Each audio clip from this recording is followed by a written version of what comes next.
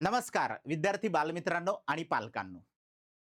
जर तुमच्या पाल्याला भविष्यामध्ये डिफेन्समध्ये ॲडमिशन घ्यायचं असेल किंवा डिफेन्समध्ये जर जायचं असेल, तर त्यांच्यासाठी हा व्हिडिओ अतिशय महत्त्वाचा आहे. जसं की एन-डी-एच्या एक्झाम असतील, सी-डी-एसच्या एक्झाम्स असतील, जर ह्या विद्यार्थ्यांना द्यायच्या असतील, तर त्यांच्यासाठी शालेय स्तरावरती वेगवेगळ्या जे काही आहेत, तर त्या परीक्षा घेतल्या जातात किंवा वेगवेगळे जे काही आहेत, तर ते स्कूल या ठिकाणी आहेत. जसं आर-आय-एम-सी हे एक स्कूल आहे. त्याचबरोबर दुसरं एक स्कूल आहे की आर-एम-एस आणि तिसरं जे काही स्कूल आहे तर ते आहे सैनिकी स्कूल.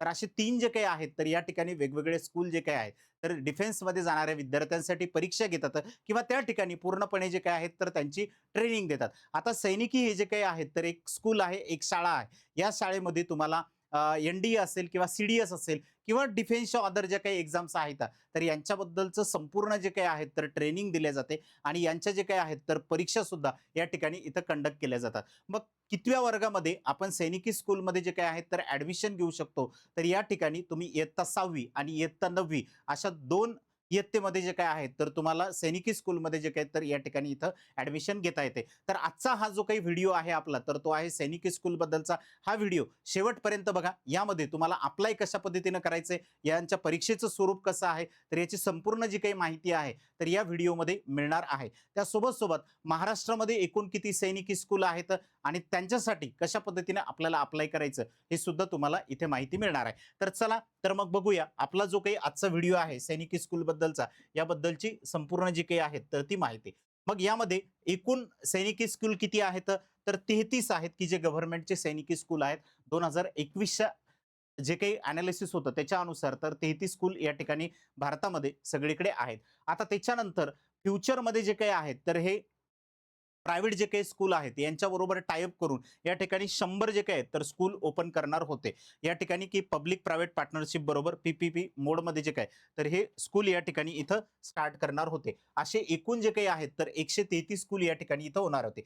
आणि सैनिकी स्कूल म्हटलं तर या ठिकाणी शिस्त, शिक्षण आणि संस्कार ही त्रिसूत्री आलेलीच आहे. तर या त्रिसूत्रीच्या बेसवरती जे काही आहे तर पूर्ण ट्रेनिंग या ठिकाणी इथं दिले जाते.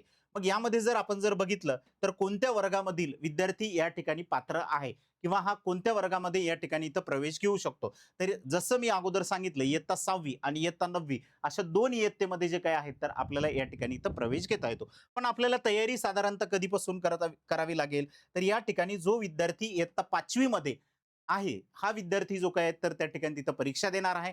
या इयत्ता 5वी मध्ये असलेल्या विद्यार्थ्याला याची परीक्षा द्यावी लागेल इयत्ता 5वी मध्ये असता वेळेस. मग त्याचं जे काही ॲडमिशन आहे तर इयत्ता 6वी मध्ये त्या ठिकाणी तिथे होणार आहे. मग बरेच विद्यार्थी इयत्ता 4थी पासून असेल किंवा 3री पासून असेल तर या परीक्षेची जी काही आहे तर ती तयारी करतात. म्हणजे फ्युचरमध्ये ज्यांना एन-डी-ए किंवा सी-डी-एस मध्ये जायचं असेल अशा विद्यार्थ्यांसाठी ही एक चांगली अपॉर्च्युनिटी जी काय तर या ठिकाणी इथं असणार आहे. मग जे विद्यार्थी इयत्ता 5वी मध्ये आहेत ते विद्यार्थी या ठिकाणी इथं तयारी जी काही तर याची करू शकतात. तो इयत्ता 5वी जो काही आहे तर तो पास असणं या ठिकाणी इथं आवश्यक आहे. ज्यावेळेस तो ॲडमिशन घेणारा असेल त्यावेळेस तिथे. मग यामध्ये जर बघितलं तर त्या विद्यार्थ्याचं वय किती पाहिजे ज्यावेळेस त्याला ॲडमिशन घ्यायचं त्यावेळेस. कमीत कमी 10 वर्ष, जास्तीत जास्त जे काही आहेत तर ते 12 वर्ष या ठिकाणी ॲडमिशन पाहिजे आणि 31 मार्चला जे काही आहे तर यांचं एज कॅल्क्युलेट या ठिकाणी इथं करण्यात येते. कारण 1 एप्रिल पासून जे काही तर यांचे क्लास जे काही आहेत तर ते स्टार्ट करण्यात येत असतात. म्हणजे यांचं जे काही स्कूल आहे तर ते 1 एप्रिल पासून जे काही तर ते जनरली स्टार्ट करतात. मग आता यांची जी काही परीक्षा आहे तर ही परीक्षा नेमकं कोण या ठिकाणी जे काही आहे तर कंडक्ट करते. द ऑल इंडिया सैनिकी स्कूल एंट्रन्स एक्झामिनेशन जे काही तर यांची एक्झाम या ठिकाणी इथं कंडक्ट करते.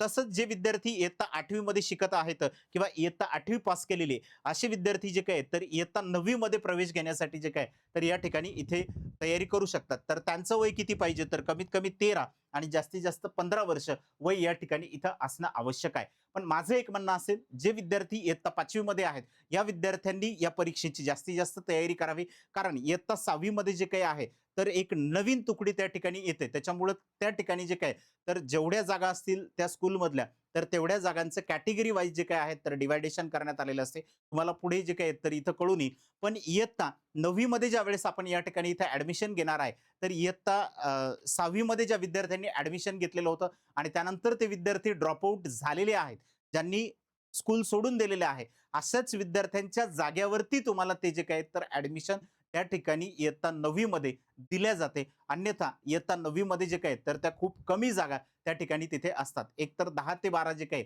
तर जागा तेवढ्याच त्या ठिकाणी जे काही तर तिथं भरून घेतल्या जातात. तुम्हाला पुढे गेल्याच्या नंतर जे काही तर या संदर्भात इथं माहिती मिळेल. आता दुसरं जर बघितलं तर ॲडमिशनची प्रोसेस काय? म्हणजे आम्हाला ॲडमिशन घ्यायचं असेल तर नेमकं काय करावं लागेल? पहिल्यांदा यांचे जे काही तर ऑनलाईन रजिस्ट्रेशन जे काही तर ते आपल्याला करावं लागते. जे की NTA या ठिकाणी जे काही तर यांच्या वेबसाईटवरती जाऊन आपल्याला इथं ऑनलाईन रजिस्ट्रेशन करावं लागते. त्यानंतर या ठिकाणी जे काही आहेत, तर एक ॲप्लिकेशनचा जो काही फॉर्म असतो, तर तो आपल्याला तिथं फिलअप करावा लागतो. हा प्रॉपर वेनी जे काही तर आपला ॲप्लिकेशन फॉर्म तिथे भरावा लागतो आणि हा जो काही फॉर्म आहे, तो आपल्याला ऑनलाईन स्वरूपातच भरायचा आहे. म्हणजे आपण आपल्या घरून सुद्धा जो काही तर तो फॉर्म भरू शकतो. तुम्हाला फॉर्म भरण्यासंदर्भात कशा पद्धतीने फॉर्म भरायचा आहे, काय ज्यावेळेस आपलं डिटेल्स नोटिफिकेशन याच्या संदर्भात येईल, तर या चॅनलवरती जे काही तर तुम्हाला याचं डिटेल नोटिफिकेशन त्याचबरोबर तुम्हाला कशा पद्धतीनं अप्लाय करायचं आहे, तर याची सुद्धा माहिती जी काही तर दिली जाईल. जर तुम्ही चॅनलला सबस्क्राईब केलेलं नसेल, तर चॅनलला सबस्क्राईब करून ठेवा. त्याच्यानंतर ॲप्लिकेशन आपण फॉर्म भरला, की आपल्याला तिथं फीस जी काही असेल ॲप्लिकेशनची, परीक्षेची, ती परीक्षेची फीस जी काही तर इथं पेड करावी लागेल. त्याच्यानंतर तुमचे ॲडमिट कार्ड येतील, तुमच्या एक्झामच्या डेट येतील. एक्झामच्या डेट आल्याच्यानंतर आपले ॲडमिट कार्ड येतील. त्यानंतर तुमची एक्झाम जी काही आहे, तर ती या ठिकाणी इथं कंडक्ट करण्यात येईल. एक्झाम कंडक्ट करण्यात आल्याच्यानंतर त्या एक्झामचा रिझल्ट लागेल. रिझल्ट लागल्याच्या नंतर मग काउन्सिलिंगचे जे काही राउंड आहेत, तर ते सुरू होतात आणि राउंड वाईज जे काही आहेत, तर ते आपलं ॲडमिशन या ठिकाणी इथं घेतल्या जाते. त्याच्यानंतर पुढचा मुद्दा जर बघितला, तर या ठिकाणी जे काही आपल्याला फीस पेएबल कॅन्डिडेटसाठी आहेत, तर ती किती असणार आहे? जनरल कॅटेगरीमध्ये जर असाल आपण, तर ₹650 एवढी फीस या परीक्षेसाठीची आपल्याला देण्यात आलेली आहे. त्याच्यानंतर एस-सी-एस-टी कॅटेगरीमध्ये जर असाल, तर या ठिकाणी इथं ₹500 जे काही आहेत, तर ती फीस आपल्याला इथे द्यावी लागते आणि या व्यतिरिक्तच्या ज्या काही कॅटेगरी असतील, त्यांना ₹650 इथं एवढी फीस जी काही आहे, तर ती देणं आपल्याला आवश्यक आहे. त्याच्यानंतर जर आपण जर बघितलं, तर या ठिकाणी सैनिकी स्कूलमधलं जे काही ॲडमिशन आहे, तर या कॅटेगरी वाईज कशा पद्धतीने इथं केले जातात, तर त्याचं एनालिसिस इथं आपण 100 कन्सिडर करून जे काही तर इथं ठरवण्यात आलेलं आहे. म्हणजे जर इथं एस-सी कॅटेगरीमधले असतील कॅन्डिडेट तर ते 15% कॅन्डिडेट इथे घेतले जातात. त्याच्यानंतर आता याच्यामध्ये सुद्धा 2 राउंड असतात. म्हणजे ए राउंड आणि बी राउंड. ए राउंड आणि बी राउंड अनुसार जे काही तर इथं व्हॅकन्सी जे काही आहेत तर त्या भरून घेतल्या जातात किंवा जे काही जागा आहेत तर त्या भरल्या जातात. त्याच्यानंतर एस-टी जे काही आहेत तर यांच्यासाठी 7.5% एवढ्या जे काही आहेत तर जागा इथं ठेवण्यात येतात. त्याच्यानंतर ओ-बी-सी याच्यामध्ये पण ज्यांच्याकडे नॉन क्रिमिलियर आहे त्यांच्यासाठी 27% जे काही आहेत तर त्या जागा असतात. त्यानंतर डिफेन्समधले जे काही पर्सन्स आहेत त्यांच्या पाल्यांसाठी जे काही आहेत, तर त्या सुद्धा या ठिकाणी इथं जागा असतात. तर त्या 25% आहेत किंवा जे काही डिसेबल आहेत, पी-डब्ल्यू-डी आहेत, यांच्यासाठी जे काही आहेत, तर 3% जागा असतात आणि अदर म्हणजे की जे ओपन कॅटेगरीमधले येतात त्यांच्यासाठी 22.5% एवढ्या जे काही आहेत, तर जागा या ठिकाणी इथं ठेवण्यात आलेल्या असतात. असे एकूण जे काही तर 100%चं एनालिसिस या ठिकाणी इथं तुम्हाला सांगण्यात आलेलं आहे. त्याच्यानंतर जर बघितलं तर स्टेट वाईज स्टेट अनुसार कसं या ठिकाणी व्हॅकन्सीज घेतल्या जातात. तर बघा आता स्टेट आणि जे काही यू-टी आहेत केंद्रशासित प्रदेश, तर त्यांच्या अनुसार जे काही आहे, तर इथं 67% जे काही तर सीट इथं घेतल्या जातात. त्याच्यानंतरचा जो काही अदर स्टेटमधला जो काही पार्ट आहे, तर तो 33% च्या सीटचा जो काही आहे, तर इथं 2 याच्यामध्ये जे काही तर तो पार्ट इथं डिव्हाईड केला जातो. ओके. यानुसार जे काही तर इथं 100% व्हॅकन्सी जे काही तर ते भरल्या जातात. त्यानंतर जर आपण जर इथे जर बघितलं, एक महत्त्वाचा जो काही मुद्दा आहे, तर तो कॅटेगरी अनुसार जे काही तर इथं व्हॅकन्सीज कशा असतात. फॉर एक्झाम्पल 100 जागा असतील, तर त्याचं एनालिसिस त्या ठिकाणी इथं सांगण्यात आलेले आहे. आता एस-सी कॅटेगरीमध्ये मी जसं अगोदर सांगितलं, की आपल्याला इथं 15 जागा जे काही तर 15 सीट आपल्यासाठी इथे असतात. तर आता या 15 सीटपैकी जो काही लिस्ट ए आहे, तर या लिस्ट ए मध्ये आपल्याला 10 जागा जे काही तर इथं देण्यात आलेल्या असतात. तर लिस्ट ए मधल्या ह्या 10 जागा भरून घेतल्या जातात. त्याच्यानंतर दुसरी जी काही लिस्ट लागेल, तिला आपण लिस्ट बी म्हणतो. तर या लिस्ट बी मध्ये जे काही आहे, तर इथं 5 जागा जे काही तर त्या घेतल्या जातात. मग अशा दोन्ही मिळून जे काही तर इथे येतात 15 जागा. त्याच्यानंतर एस-टी कॅटेगरीसाठी जे काही तर एकूण 7 जागा असतात. मग लिस्ट ए जर बघितली इथं तर त्या असतात 5 जागा आणि लिस्ट बी जर बघितली तर त्या असतात 2 जागा. त्याच्यानंतरचं जर बघितलं ओबीसी मध्ये तर ओबीसी साठी 27 जागा असतात. लिस्ट ए मध्ये जे काही तर 18 जागा येतात आणि लिस्ट बी मध्ये जे काही तर त्या 9 जागा येतात. त्याच्यानंतर डिफेन्स मध्ये जे काही तर ते येतात 13. डिफेन्स मधल्या लिस्ट ए मधल्या जे काही तर ते असतात 9. त्याच्यानंतर लिस्ट बी मधल्या जे काही आहेत तर त्या 4 देण्यात आलेल्या. त्याच्यानंतर जनरल मधले जे काही तर एकूण येतात 38 जागा. त्यानंतर लिस्ट ए मध्ये जे काही तर येतात 25 आणि लिस्ट बी मध्ये जे काही तर त्या येतात 13. अशा जे काही आहेत तर आपल्याला 100 जागाचं अनालिसिस या ठिकाणी जे काही तर पूर्ण देण्यात आलेले या वेळी जे काही आहेत तर त्या व्हॅकन्सी तिथं भरून घेतल्या जातात किंवा त्या ज्या काही जागा आहेत तर त्या भरून घेतल्या जातात त्या सैनिकी स्कूल मधल्या. याच्यामध्ये जो काही आहे तर तो थोडाफार बदल जो काही तर तो होऊ शकतो, कारण की जे काही सैनिकी स्कूल असतील किंवा जे काही यांचे एक्झाम कंडक्ट करणारे आहेत ते त्यांच्यावरती जे काही तर डिपेंड या ठिकाणी इथं असते. त्याच्यानंतर जर बघितलं तर इथं पेपर पॅटर्न सगळ्यात महत्त्वाचा आहे. आता पेपर पॅटर्न आपण दोन्ही वेळी बघणार आहे. म्हणजे एक 6वी च्या विद्यार्थ्यांसाठी असेल किंवा जे काही विद्यार्थी 9वी मध्ये या ठिकाणी ॲडमिशन घेणार आहे, त्यांच्यासाठी असेल. पण ॲक्चुअलमध्ये तुम्ही ही जी काही परीक्षा आहे, तर इयत्ता 5वी मध्येच या ठिकाणी इथं देणार आहे. ओके. तर आता याच्यामध्ये जे काही आहे, तर मल्टिपल चॉईस क्वेश्चन असतात. एम-सी-क्यूज आपल्याला जे काही तर या ठिकाणी इथं देण्यात आलेले असतात. म्हणजे एका क्वेश्चनसाठी 4 ऑप्शन जे काही आहे, तर ते आपल्याला इथं देण्यात आलेले असतात. आणि त्या 4 पर्यायापैकी आपल्याला योग्य तो पर्याय जो काही तर इथं टिक करावा लागतो. मग याच्यामध्ये जर बघितलं तर लँग्वेज म्हणजे मग इंग्लिश असेल, मराठी असेल, जी कोणती तुमची लँग्वेज या ठिकाणी तुम्ही सिलेक्ट करणार आहे, तर त्यांच्यासाठीचे 25 क्वेश्चन जे काही तर इथं देण्यात आलेले असतील. एका क्वेश्चनसाठी 2 मार्क असणार आहेत. तर टोटल जे काही मार्क आहेत, तर ते 50 मार्क या ठिकाणी इथं असणार आहेत लँग्वेजसाठी. त्याच्यानंतर मॅथेमॅटिक्ससाठी जे काही तर इथं असतील 50 क्वेश्चन आणि एका क्वेश्चनसाठी 3 मार्क असणार आहे. म्हणजे मॅथेमॅटिक्सचा जो काही प्रश्न आहे, तर एक प्रश्न 3 मार्काचा या ठिकाणी इथं असणार आहे. म्हणजे टोटल मार्क जे काही तर ते असणार आहेत 150 मार्क. त्याच्यानंतर इंटेलिजन्स म्हणजे की रिझनिंगचा जो काही पार्ट आहे, तर इथे 25 क्वेश्चन असतील, तर त्यासाठीचे 2 मार्क असणार आहेत एका प्रश्नासाठी. असे एकूण जे काही तर 50 मार्कचा रिझनिंगचा पार्ट असेल. त्याच्यानंतर जनरल नॉलेजचा जो काही पार्ट आहे, तर तो इथं असतील 25 क्वेश्चन, 2 मार्क आणि या ठिकाणी जे काही आहेत, तर 50 मार्क एकूण असणार आहेत. एका प्रश्नासाठी इथं 2 मार्क असतील. असे जे काही आहेत, तर टोटल 125 प्रश्न आपल्याला या ठिकाणी इथे येणार आहे. तर अशी परीक्षा जी काही आहे, तर इथं 300 मार्काची एकूण परीक्षा जी काही आहे, तर ती आपली इथं कंडक्ट करण्यात येते. सगळ्यात जास्त जे काही वेटेज आहे, आपण जर या ठिकाणी जर बघितलं तर मॅथ्ससाठीचं वेटेज इथं देण्यात आलेलं आहे. कारण आपण ज्यावेळेस एन-डी-एमध्ये जाणार आहे किंवा सी-डी-एसमध्ये जाणार आहे, तर त्या ठिकाणी त्या पद्धतीचा जो काही सिलेबस आहे, तर तो सिलेबस इथे सुद्धा आपल्याला देण्यात आलेला आहे. तर तिथलं मॅथ्सचं जे काही वेटेज आहे, तर ते जास्त आहे. त्यानुसार इथे 150 मार्क जे काही तर इथं देण्यात आलेले आहेत. टोटल क्वेश्चन 125 राहतात. टोटल मार्क जे काही तर ते 300 राहतात आणि या ठिकाणी एम-सी-क्यूज बेस जी काही आहेत, तर ती आपली परीक्षा इथं घेतली जाते. त्यानंतर बघा, आता या ठिकाणचा जो काही पेपर आहे, पेपर पॅटर्न दोन्ही याचा सेमच राहतो, की जो आपण इयत्ता 6वी साठी बघितला किंवा इयत्ता 9वी साठी बघितलेला आहे. तर या ठिकाणी जर बघितलं आपण, तर इयत्ता 6वी चा जो काही आहे, तर 150 मिनिटाचा पेपर या ठिकाणी इथं देण्यात आलेला असतो. ड्युरेशन 150 मिनिटाचं या ठिकाणी इथं राहते. तर 2 वाजेपासून तर 4:30 वाजेपर्यंत जो काही आहे, तर हा पेपर या ठिकाणी इथं घेतला जातो. त्याच्यानंतर इयत्ता 9वी चे जे काही विद्यार्थी आहेत, त्यांच्यासाठी 180 मिनिट जे काही तर इथं देण्यात आलेले असतात. यांचा 2 ते 5 असा जो काही आहे तर पेपर या ठिकाणी इथं घेतला जातो. त्याच्यानंतरचा बघा आता या ठिकाणी शेड्यूल एक्झामचं जे काही आहे, तर ते कशा पद्धतीनं इथं देण्यात आलेलं असते. तर ते ऑलरेडी आपण जे काही तर याच्यावरती डिस्कशन इथं केलेलं आहे. पण आता लँग्वेज या ठिकाणची लँग्वेज कशी आहे?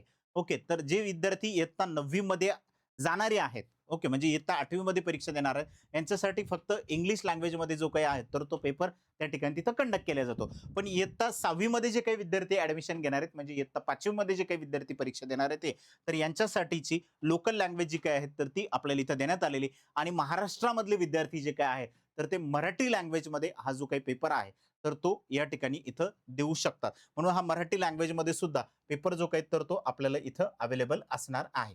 त्यानंतर बघा आता महाराष्ट्रामधले जे काही सैनिकी स्कूल आहेत, या महाराष्ट्रामधल्या सैनिकी स्कूलमध्ये कोणकोणते सैनिकी स्कूल आहेत, तर ते आपण या ठिकाणी इथं बघणार आहे. चंद्रपूरचं सैनिकी स्कूल आहे. याच्यामध्ये आपल्याला जे काही आहे, तर टोटल 95 बॉईज या ठिकाणी इथं घेतले जातात.